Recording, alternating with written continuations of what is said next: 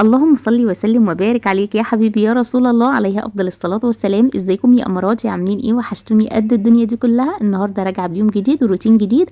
ما تنسينيش يا امرايه باللايك، وطبعا لو اول مره تشوفي قناتي نوريني بالاشتراك وفعلي زر الجرس على الكل عشان يوصلك كل جديد انزله. برغم ان انا بتاخر في التنزيلات بس لا، فعلي زر الجرس على الكل. وان شاء الله الفتره الجايه كده نستعين بالله ونحاول ننزل شويه فيديوهات كتير مع بعض. زي ما انتوا شايفين كده، يعني روتين كده هدت الحيل بجد، اتهد حيلي في الروتين ده وتعبت قوي قوي قوي. وعايزه اقول لكم قعدت بعديها يومين يعني رجليا مش قادره، تعبت قوي. الحاجات دي كانت موجوده عندي، السيراميك وحاجه السباكه والمواسير والكلام من ده كان موجود عندي. السيراميك واللي هو الطقم بتاع اللي هو الحمام، كل ده احنا كنا جايبينه وكان بالفعل موجود عندي. للي متابع عارف ان انا كنت شايله جزء في اوضه النوم تحت السرير اللي هو الكراتين، اللي هو المكان ده كنت شايله فيه جزء، وكنت شايله جزء في الاوضه التانية. فطبعا قعدت قبليها بيوم بالليل قبل ما اعمل بقى معاكم الموضوع ده، كنت مطلعه الحاجات دي كده من بالليل عشان عارفه ان في عربيه الصبح هتيجي تشيلهم على عصاري كده، هتيجي تشيلهم. وطبعا انا هروح شغلي فمش هلحق اجي اطلعهم. فكان قبل ما ينام يعني قعدنا بقى ايه، خرجناهم كده ورتبناهم في الصاله كده موجودين معانا، ونمنا بالحال ده وهم موجودين، عشان ان شاء الله تاني يوم لما العربيه تيجي ننزلهم تحت كده على طول في مدخل البيت ونبدا نشيلهم. جيت بقى قبل ما ننزلهم كده، لما رجعت من الشغل العربيه قالت هتيجي على الساعه 5 المغرب، فقلت خلاص كده انا معايا ساعتين ساعتين ونص كده ابدا اروق بقى كده الاوضه اللي اتكركبت اللي شلنا منها الحاجه وننظف الدنيا، بحيث ان انا عارفه بعد ما هقعد عارفه ان جسمي هيتعبني قوي. انا من الناس اللي لما بشتغل جامد وبعمل مجهود، عشان طبيعي مش واخدين على المجهود، لما باجي اقعد بتعب قوي.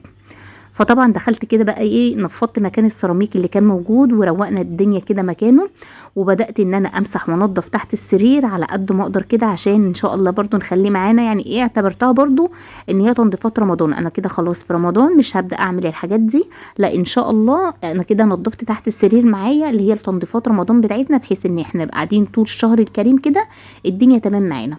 وطبعا ولادي ربنا ما يحرمني منهم يا رب، ويرزق كل مشتاق بالذريه الصالحه يا رب العالمين. بصراحه ما كانوش سايبيني وتعبوا معايا برضو فعلا بجد، ربنا يرزقهم الصحه والعافيه. هم تعبوا بعديها وخدوا دور محترم، بس يعني ايه، ربنا يعيني عليهم يا رب ويعينهم ويديهم الصحه، ويا رب يرزق كل مشتاق بالذريه الصالحه يا رب العالمين. ما كانوش سايبيني في حاجه خالص بصراحه، وكانوا معايا يعني ايديهم بايدي. فالمهم يا امارات، نضفنا تحت السرير ونضفنا الارضيه بتاعتنا. قلت بقى كده عشان الدنيا تراب، وطبعا السيراميك ده طبعا كان بيبقى مليان تراب والكلام من ده، فكان مطرب الدنيا معايا خالص. بدات امسح كده شباك السرير بالملمع اللي عندنا اللي هو بتاع لاستر، بملمع لاستر. عايزه اقول لكم ريحته جميله قوي، وبيدي لمعه للخشب فتره طويله، يعني بتقعد لها مثلا في اسبوعين 3 كده في لمعه موجوده معانا في قلب الخشب بصراحه.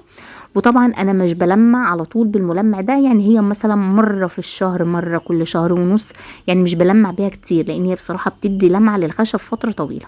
لمعنا كده معانا الكومودينو، ولمعنا معانا شباك السرير، ونضفنا كده معانا الدنيا، وقلنا خلاص طالما شلنا. عايزه اقول لكم غيرت المفرش، انا فرشاه بقالي فتره.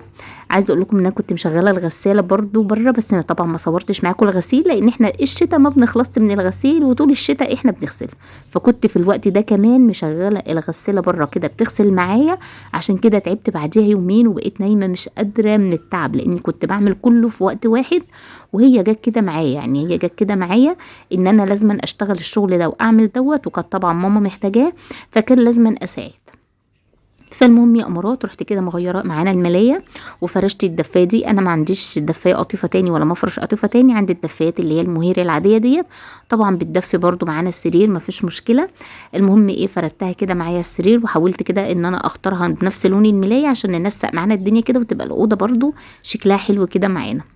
وبدأنا بقى كده فرشنا السرير ونضفنا الدنيا. وطبعا البطاطين بتاعت الشتاء لازما بقى البطانية تتطبق معانا، بس كنت شمستها في الوقت دوت، كانت الشمس عمالة تروح وتيجي، كنت حطيتها بره شمستها في الوقت ده، فقلت خلاص عشان هقفل الأوضة رحت جايباها مطبقاها، وانا بحب اطبقها سمبوكسة كده واحطها معايا على السرير. وبكده الأوضة معانا تمام. هنلم بقى الأرضية معانا ونفرش معانا الحافظة وهنقفل كده الأوضة. وعايزة اقول لكم تقريبا هتبقى دي الأوضة الوحيدة اللي متروقة في الشقة في اليوم ده، كان هو ده الأوضة الوحيدة اللي متروقة معانا في الشقة. هي الاوضه بتاعت اوضه النوم دي معايا. كانت الصاله طبعا مكركبه ومشينا وسبناها بالوضع ده لان انا ركبت مع العربيه اللي راحه تنقل السيراميك. وكانت اوضه الولاد برضو كده كنا محدفين فيها حاجات، والاوضه التانية اللي كنت مطلعه فيها الحاجه برضو كانت ما شاء الله عليها. الاوضه دي محتاجه شهر عشان تتنضف فيها، لان بالفعل حاطه فيها النيش بتاعي ولماه في كراتين، والحاجات الكراتين اللي مش بستعملها في المطبخ حطاها برضو معايا في الاوضه ديت. فبصراحه الاوضه دي شايله معايا كتير قوي، وحاطه فيها برضو دولاب الاطفال بحاجات برضو مش بستعملها. فطبعا الاوضه التالتة دي انا مش بصور معاكم فيها، بس عايزه اقول لكم يعني بجد مليانه خيرات الله كتير قوي. فالمهم يا امارات ان انا رحت جايه بقى في الوقت دوت عايزين ناكل اكله سريعه عشان احنا هنمشي الساعه 5، فكان لازم نتغدى. فقلت بقى سريعا ايه اللي نعمله معانا. ما لقيتش بقى غير ان انا اعمل شويه مكرونه بصلصه اللي هي المكرونه الحمراء. بدات ان انا اعملها سريعا كده للولاد، ورحت جايبه بصراحه 10 بيضات سلقتهم، لكل واحد بيضتين كده على طبق المكرونه، وكلهم سريعا ويلا بقى عشان نلحق نركب مع تيتا وحملنا الحاجه في الوقت دوت وخلاص. وفي اليوم ده خلصنا. جينا تاني يوم بقى انا خلاص مروحه من عند ماما، وكان ده عند ماما. الولاد يعني احنا لما بنروح عند ماما هناك بيبقى في محلات كتير وكلام شارع كده تجاري، فبيبقى مليان حاجات كتير. فانا كنت نازله اشتري لي كده صابون، فشبته ان كل واحد هو التاني يجيله معاه. عايزه اقول لكم غرموني وكلفوني في الوقت ده، بس بصراحه شكلهم حلو قوي اللهم بارك. فطبعا جبت لهم كده كل واحد صابون زي ما انتم شايفين كده باللي هو بالاسترس دوت. وجبت لي انا كمان واحد للشغل الابيض المنخنش المدلع ده، جبته لي للشغل برضو معايا عشان انا طبعا بحتاج صابون ابيض في الشغل. وجبت للولاد كلهم كل واحد صابون، وجبت لابن اخويا معاهم يعني عشان هو برضو ولد وقدهم من دورهم، فجبت له كده واحد معاهم عشان يبقوا كلهم كده ايه مع بعض وزي بعض. وطبعا انا نازله في الاول وفي الاخر عشان اجيب لي انا حاجه زي كده ليا، جبت لي انا كمان برضو معايا. فالمهم ان هم ايه يعني صرفت بجد يعني تعبوني. الصابون الكبير بتاع محمد ده عايزه اقول لكم جبته ب 230 جنيه، بتاعي الابيض ده ب 170 والتاني ب 170 والباقيين كلهم ب 190. التلاتة التانيين ب190. هم كانوا ب200 بس انا قلت له لا يعني كانوا ب210 وده كان ب200. المهم ان انا نزلت معاهم خدتهم في الاخر ان التلاتة الصغيرين ب190 وبتاع محمد ب230 وبتاعي ب170 سواء كان اللي هو الابيض ولا التاني. وخلاص خدنا بعضنا وروحنا بقى خلاص من عند ماما. وده بقى اللي كنت نشراه كنت حطاه في الغسالة زي ما قلت لكم كده، المفرش وكده ودفايات وحاجات معايا كنت برضو لما دور قبليها. طبعا كل ده كنت غسلاه وحطاه معايا كده على المنشر، واللي كنت لميته كان موجود معانا على الركنه. قلت بقى امي بقى تشجعي كده، وانا عارفه ان انت تعبانه ومش قادره تحملي على نفسك كده عشان محدش فاضي يجي يعملك. قومي تشجعي كده ولمي كده الغسيل اللي موجود على الحبل. وعايزه اقول لكم اسوأ قرار خدته ان انا بلم الغسيل ساعه المغربيه، كانت برضو حوالي الساعه 5 المغرب. اسوأ قرار خدته عايزه اقول لكم كان في ناموس كتير قوي على الغسيل مش عارفه ليه. وده كده كان حال الريسبشن معانا، كنا ماشيين وسايبينه بالحال ده وبالوضع ده. طبعا هنروق كل ده وهننضف ده كله معانا، بس طبعا زي ما متفقين اول حاجه لازم نعملها ان احنا نطبق الغسيل بتاعنا ونلمه عشان لو ما تلمش عارفين مكانه بيكون فين. فطبعا كان لازم اول حاجه ان انا المها معايا الغسيل واطبقه واحطه جوه معايا كده في اماكن بتاعته. وطبعا انتوا عارفين قبل ما بطبق الغسيل بحط بقى كده كل حاجه لوحدها، اللي هو بفنط كل حاجه لوحدها او بنقط كل حاجه لوحدها. فبدات ان انا انقط كل حاجه لوحدها سريعا سريعا. الحركه دي بتسهل عليا كتير ان كل واحد حاجته تبقى موجوده في جنب، بحيث ان انا اطبق حاجه الشخص او الحاجه بتاعه المكان ده لوحدها. وطبعا هنا بوريكم انا خلاص اهم، وهبدا بقى ان انا اطبقها حاجه ورا التانية، وهبدا اشيلهم في الدولاب على طول وما خدوش معايا وقت خالص. وهنروق معانا الركنه وهننضف معانا الدنيا ونخلي معانا الدنيا زي الفل.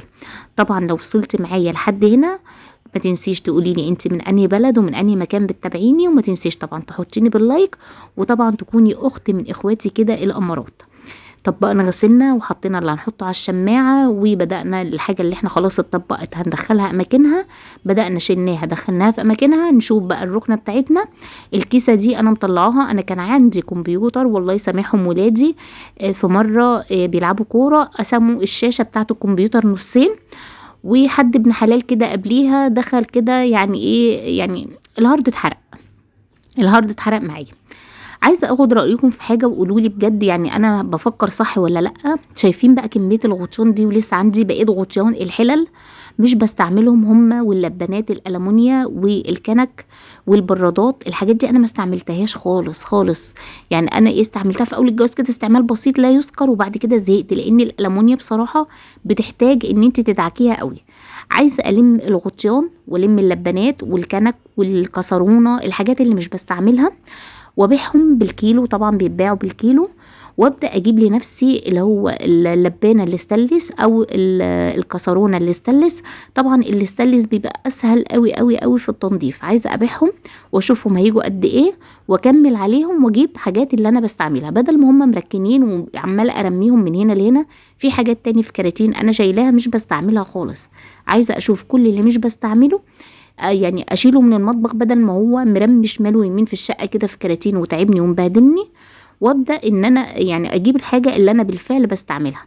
فمش عارفه ابيع الالمونيا هخسر فيها ولا ما بيعهاش واجيب الجديد واركنها. مش عارفه بصراحه اتصرف ازاي، لان انا عارفه ان الالمونيات ما تبيعيها بيبقى سعرها اقل بكتير من عم بتشتري الحاجه. طبعا الحاجه دلوقتي بقى سعرها زي ما انتوا عارفين الاسعار عامله ازاي، مش محتاجه اتكلم عن الاسعار خالص. فعايزه بصراحه اعمل الخطوه دي بس مش عارفه اعمل ايه. يا ترى انا بفكر صح ولا لا؟ يعني ايه، شاركوني كده رايكم في التعليقات وقولوا لي كده بجد انا بفكر صح ولا الموضوع هيبقى صعب. انا عارفه ان الحاجه هتبقى غاليه وهكمل عليها مبالغ اكبر، بس يعني ايه، حابه الفكره كده بدل ما انا الحاجه مرميه معايا في كراتين ومش بستفاد منها باي حاجه. قولي لي كده رايكم وان شاء الله ناخد براي بعض ونعمل مع بعض كل حاجه حلوه باذن الله. طبعا انا هنا كنت لسه منفضه الركنه قريب، فانا بمشي عليها سريعا سريعا من الاتربه اللي هي كانت موجوده معانا على السيراميك وعلى الكراتين. فالمهم بدات امشي كده سريعا الاتربه اللي موجوده معانا، ونفضت الركنه كده معايا بالفوطه، ما رضيتش اطلع المكنسه، وهبدا اشيل الحفظ لان فعلا كانت مليانه تراب، هو مش باين فيها بس كانت مليانه تراب.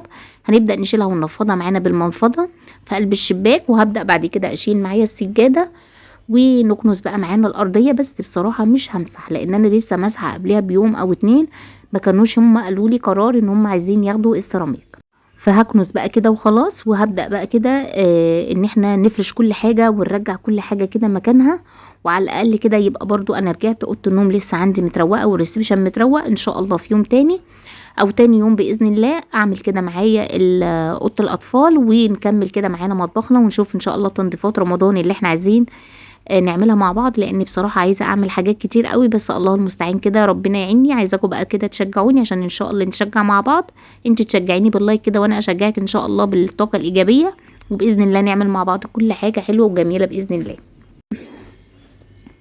بصوا هنا بقى عماله اجيب، هو مفيش حاجه، هي المشكله كلها في الاتربه اللي كانت موجوده معايا. فكنت عايزه بقى ايه، نلم الاتربه دي كلها، ومش بصراحه مش هعمل حتى لا بفوطه ولا باي حاجه. هنشيل كل الاتربه بتاعتنا وكل الحاجات اللي كانت موجوده، ونبدا ان احنا نحطها تاني على نظافه، وهننضف فرشتنا ونحطها على نظافه، والدنيا تبقى معانا تمام زي الفل.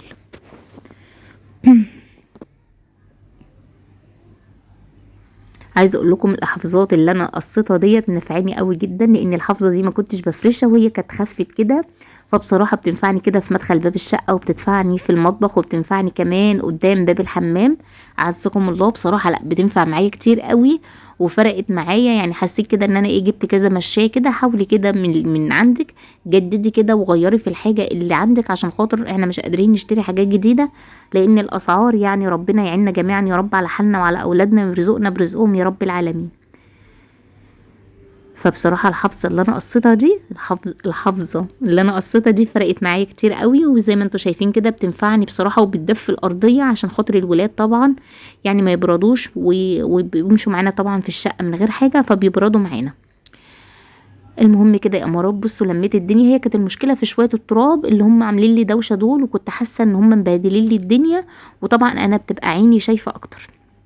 فالمهم يا امارات كده لميت الدنيا، والحاجه طبعا نضيفه معانا، فهبدا ان انا افردها، لان ان شاء الله برضو احنا لسه في تنظيفات رمضان هنعملها وهنخلص دنيتنا معانا. وبصوا رجعت الريسبشن نضيف وبنور زي ما هو، وطبعا زي ما قلت لكم اوضه النوم كانت تمام معانا. وعايزه اقول لكم ان انا كنت غاسله قبليها اللي هو الاتنين فوتيه، غسلتهم والدنيا كانت معانا زي الفل. ان شاء الله كده يا امرايه اشوفك في يوم جديد وفيديو جديد. عايزاكي بس يا امرايه ما تنسينيش باللايك وتشتركي في القناه، ومع السلامه.